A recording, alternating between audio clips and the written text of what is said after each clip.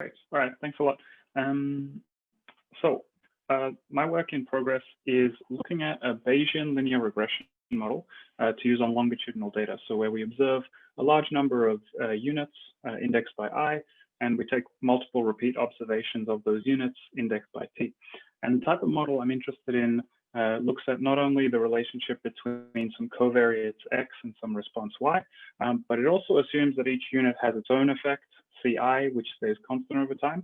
And on top of that, that each unit picks a given time profile denoted by alpha.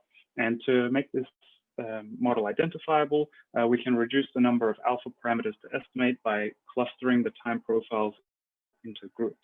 So what I mean by this time profile, well, to visualize it, I have time profiles from two estimations on the same data set. On the left-hand side, we're assuming that everyone in the sample follows the same time profile, whereas on the right side, we might presume that there are 7 groups in the data. Each group has its own time profile, and each individual belongs to one of those groups based on the time profile that it has. And of course, this is interesting when we don't observe the group membership in advance, but we try to estimate it from the data. So these time profiles can have interesting interpretations. For example, they could represent an individual's latent behavioral response to some common shock, like let's say the global financial crisis, after taking into account the effect of observed covariates. So what's left over, this alpha term, is a kind of unobservable behavioral response, which is interesting to look at. So a method that presents itself is to use Bayesian nonparametrics, because if we specify that the distribution generating the time profiles has a Dirichlet process prior, then we automatically get in each iteration of the sampler this clustering effect of all the time profiles into a smaller number of groups.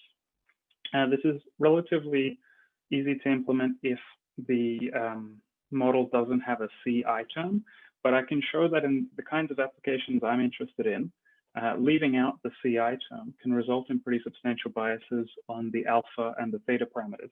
And also, I can show that some of the standard Bayesian solutions for including the Ci term, for example, using fixed or random effects, can result in their own problems. So my work is taking the approach of first differencing the data, which algebraically removes the Ci from the model. And it also leaves enough information about the alphas that we can reconstruct the shape of the time profiles afterwards.